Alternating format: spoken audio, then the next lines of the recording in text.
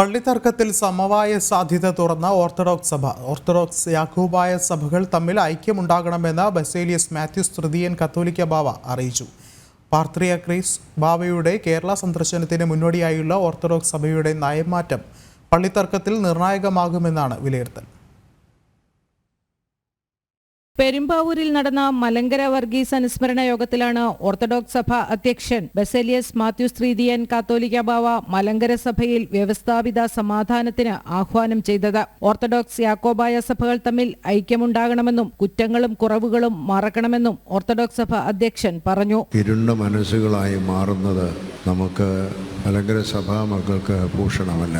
അങ്ങനെയുള്ള സഭാമക്കൾ ആ സത്യം തിരിച്ചറിഞ്ഞ് കുറവുകളും കുറ്റങ്ങളുമൊക്കെ ആർക്കും വരാം.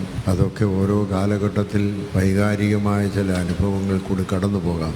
പക്ഷേ അതെല്ലാം തിരിച്ചറിഞ്ഞ് സമാധാനത്തിനും സന്തോഷത്തിനും സഭയുടെ ഐക്യതയ്ക്കും വേണ്ടി നിലകൊള്ളുവാൻ എല്ലാവരും തയ്യാറാകണം. അങ്ങനെയാണ് സഭയിൽ ശാശ്വതമായ സമാധാനം ഉണ്ടാകുന്നത്. അതിനെല്ലാവരെയും സ്വാഗതം ചെയ്യുന്നു. എല്ലാവരും അത് ഉൾക്കൊള്ളുവാൻ തയ്യാറാകണം. പ്രകാരമാണ് സഭയ്ക്ക് വളരുവാൻ സാധിക്കുന്നത്.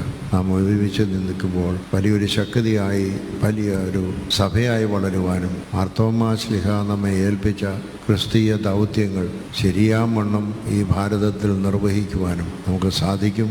അതിനുള്ളതായ നല്ല നാളെ ഉണ്ടാവട്ടെ എന്ന് ആശംസിക്കുകയും പ്രാർത്ഥിക്കുകയും ചെയ്തുകൊണ്ട് ശ്രേഷ്ഠ കാത്തോലിക്ക ബസേലിയസ് തോമസ് പ്രഥമൻ ബാവയുടെ 40ാം ശ്രാദ്ധ ദിനത്തിൽ സംബന്ധിക്കാൻ അന്തോക്യ പാത്രിയാർക്കീസ് പരിശുദ്ധ ഇഗ്നാത്യോസ് അപ്രേം രണ്ടാമൻ ബാവ ഈ മാസം 7-ന് കേരളത്തിൽ എത്താനിരിക്കെയാണ് ഓർത്തഡോക്സ് സഭയുടെ നയം മാറ്റമെന്നതും ശ്രദ്ധേയമാണ്. കഴിഞ്ഞ ദിവസം യാക്കോബായ സഭയ്ക്ക് കനത്ത തിരിച്ചടി നൽകിക്കൊണ്ട് സഭയുടെ 6 പള്ളികളും ഓർത്തഡോക്സ് സഭയ്ക്ക് വിട്ടു നൽകണമെന്ന് സുപ്രീം കോടതി നിർദ്ദേശിച്ചിരുന്നു. പള്ളികളുടെ ഭരണനിർവഹണം ഓർത്തഡോക്സ് സഭയ്ക്കാണെന്ന് വിലയിരുത്തിയ കോടതി പള്ളികൾ എത്രയും വേഗം കൈമാറണമെന്നും നിർദ്ദേശം നൽകിയിരുന്നു. യാക്കോബായ സഭ ക്രിസ്മസ് പ്രമാണിച്ച് തേടിയ ഇളവും സുപ്രീം കോടതി അനുവദിച്ചിരുന്നില്ല. ജനം, കൊച്ചി.